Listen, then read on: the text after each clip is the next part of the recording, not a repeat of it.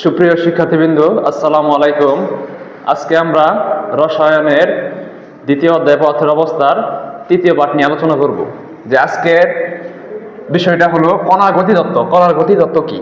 যে আমরা গত ক্লাসে পড়ছি আন্তঃকণা আকর্ষণ শক্তি হলো যে সকল পদার্থের ভিতরে এক ধরনের আকর্ষণ বল কাজ করে, তাকে আন্তঃকণা আকর্ষণ বল বা শক্তি বলা হয়। আজকে আমরা পড়ব কণার গতিতত্ত্ব।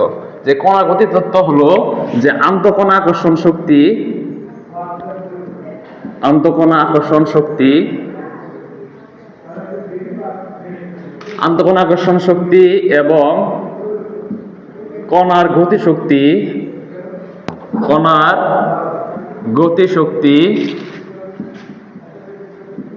দ্বারা পদার্থের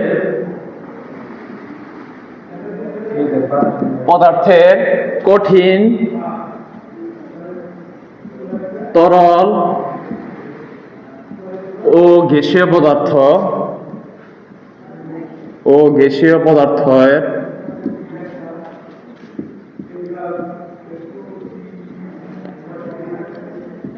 পদার্থের ব্যাখ্যা করার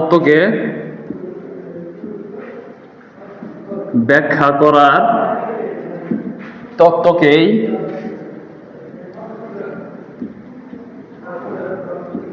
কণার গতিতত্ত্ব বলা হয়।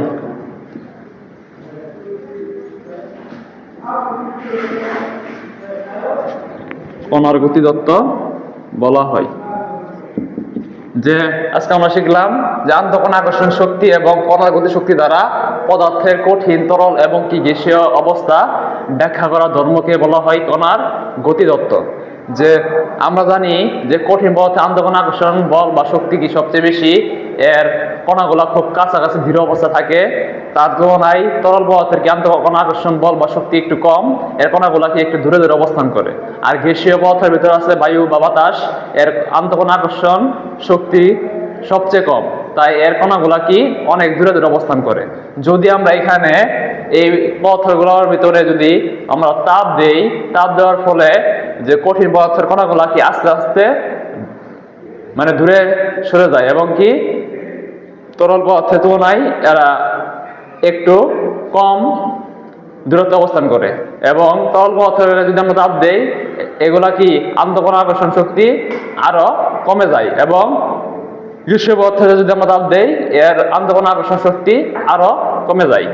তাহলে আমরা আজকে আন্তঃকণা আকর্ষণ শক্তি নিয়ে জানলাম। এখন আমরা ব্যাপন নিয়ে আলোচনা করব। যে ব্যাপন কি বা ব্যাপন কাকে বলে। যে ব্যাপন কোন মাধ্যমে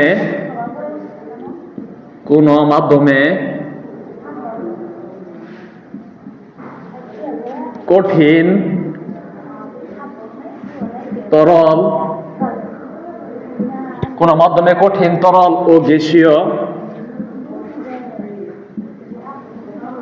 গ্যাসীয় পদার্থের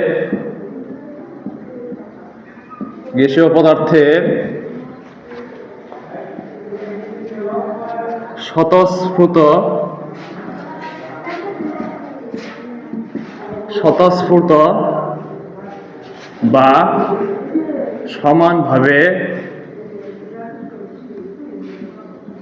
সমানভাবে ছড়িয়ে পড়ার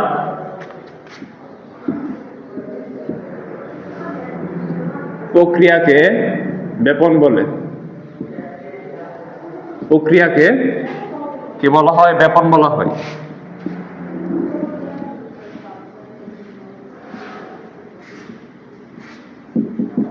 যে কোন মাধ্যমে কঠিন, তরল এবং গ্যাসীয় পদার্থের স্বতঃস্ফূর্ত বা সমানভাবে ছড়িয়ে পড়ার প্রক্রিয়াকে কি বলা হয়? ব্যাপন বলা হয়। যে ব্যাপনের একটা সংজ্ঞা আছে, যে আমরা জানি কোন পদার্থ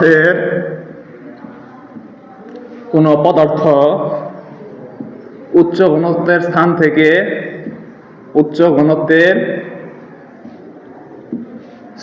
থেকে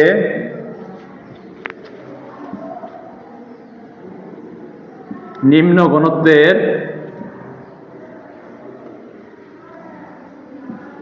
নিম্ন ঘনত্বের স্থানের দিকে ছড়িয়ে পড়ার প্রক্রিয়াকে ব্যাপন বলে। ছড়িয়ে পড়ার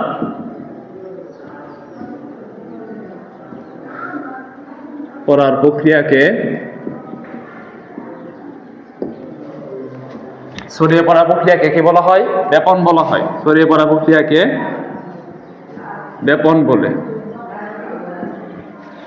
তাহলে আমরা জানলাম যে কোনো পদার্থ উচ্চ ঘনত্বের স্থান থেকে নিম্ন ঘনত্বের স্থানের দিকে ছড়িয়ে পড়ার প্রক্রিয়াকে ব্যাপন বলে।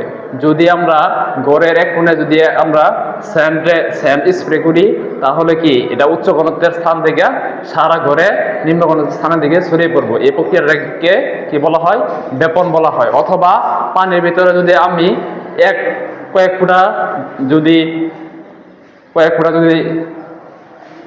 নিমের বোতল দেই, তাহলে কি সেখান থেকে যে সারা পানিটা কি ছড়িয়ে পড়বে। তাহলে আমরা জানি যে ব্যাপন হার, এখন আমরা বলবো ব্যাপনের হার।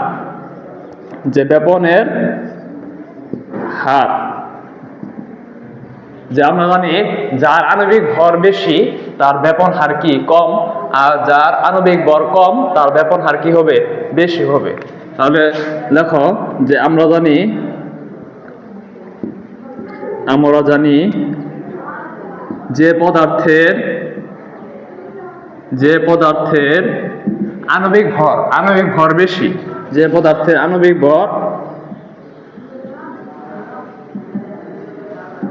ভর বেশি তার ব্যাপন হার কম। যে পদার্থের আণবিক ভর বেশি তার ব্যাপন হার কম, আর যে পদার্থের আণবিক ভর কম তার ব্যাপন হার কি বেশি। আর যে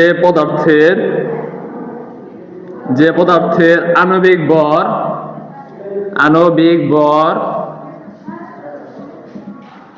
কম, সে পদার্থের ব্যাপন হার বেশি। সে পদার্থের ব্যাপন হার বেশি। যে কোনো পদার্থের আণবিক ভর বেশি হয় তার ব্যাপন হার কম, আর ব্যাপন হার কম হলে এটাকে ছড়াইতে সময় বেশি লাগবে। আর যে পদার্থের আণবিক ভর কম সে পদার্থের ব্যাপন হার বেশি, আর ব্যাপন হার বেশি হলে এটাকে দ্রুত ছড়াই যাবে। তাহলে আমরা দুইটা যৌগ থেকে লিখি যে হাইড্রোক্লোরিক অ্যাসিড এবং অ্যামোনিয়া গ্যাস। হাইড্রোক্লোরিক অ্যাসিড এবং অ্যামোনিয়া গ্যাসের ভিতরে আমরা কি ব্যাপনের তুলনা করব। যে প্রথমে আমরা বের করব হাইড্রোক্লোরিক অ্যাসিডের আণবিক ভর। হাইড্রোক্লোরিক অ্যাসিডের আণবিক ভর নির্ণয়। আরেকটা আণবিক ভর নির্ণয়ের জন্য আমাদের কি শিখতে হবে? পরমাণুর ভর আমাদের কি করতে হবে? মুখস্থ করতে হবে। তাহলে এখানে হাইড্রোজেনের ভর আমরা জানি কত? 1। হাইড্রোজেনের ভর 1 এবং ক্লোরিনের ভর আমরা যখন আণবিক ভর বের করবো 1 মোলের ভর লিখে পরের মোলের ভর যদি লিখতে যাই মাঝখানে কি যোগ চিহ্ন দিতে হবে। তাহলে ক্লোরিনের ভর এখানে কত আছে? আমরা জানি 35.5। তাহলে 35.5, তাহলে 1 আর 35.5 যোগ করলে আমরা পাবো 36.5। এবং আরেকটা যে হাইড্রোক্লোরিক অ্যামোনিয়া, তাহলে আমরা হাইড্রোক্লোরিক অ্যাসিডের আণবিক ভর পেয়েছি এবং অ্যামোনিয়া গ্যাসের আণবিক ভর নির্ণয় করব। এর আণবিক ভর, তাহলে নাইট্রোজেনের আণবিক ভর হলো 14। নাইট্রোজেনের আণবিক ভর কত? 14 প্লাস হাইড্রোজেনের আণবিক ভর হলো 1।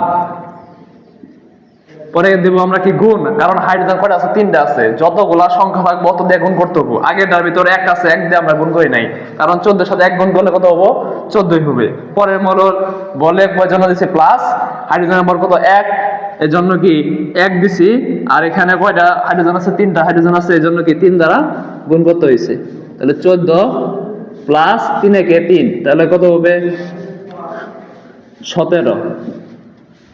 তাহলে এখানে আমরা একটা মৌল পাইছি হাইড্রোক্লোরিক অ্যাসিড, এর ভর হলো 36.5 এবং অ্যামোনিয়া গ্যাসের আণবিক ভর 17। তাহলে আমরা এখান থেকে পাই যে অ্যামোনিয়া গ্যাসের কি আণবিক ভর 17, কারণ এর কি ভর কম আর হাইড্রোক্লোরিক অ্যাসিডের কি আণবিক ভর বেশি, এজন্য কি এর যার ভর কম এর কি ব্যবহার বেশি এবং হাইড্রোক্লোরিক অ্যাসিডের ব্যবহার কম। এরপর যে আমরা হাইড্রোক্লোরিক অ্যাসিডের আণবিক ভর জানলাম 36.5 এবং অ্যামোনিয়া গ্যাসের আণবিক ভর 17, তাহলে আমরা পড়ছি কি যে পদার্থে আণবিক ভর বেশি সে পদার্থে ব্যবহার কম। এখানে আণবিক ভর বেশি কার 36.5, এটা কি অ্যামোনিয়া থেকে 17 থেকে বেশি, এজন্য এই হাইড্রোক্লোরিক অ্যাসিডের ব্যবহার কি কম হবে, কারণ এর ভর বেশি তাই কি ব্যবহার কম, আর অ্যামোনিয়া গ্যাসের ভর কম তাই কি ব্যবহার বেশি। তাহলে আমরা লিখি যে হাইড্রোক্লোরিক অ্যাসিডের ভর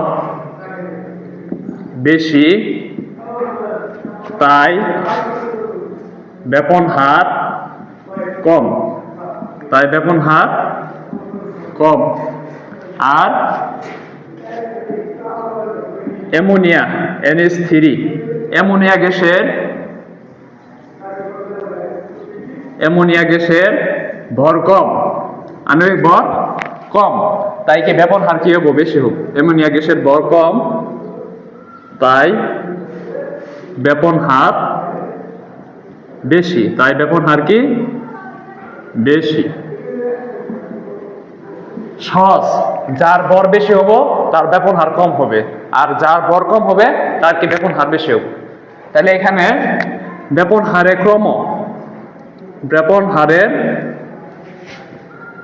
ক্রমটা আমরা দেখি, হারের ক্রম।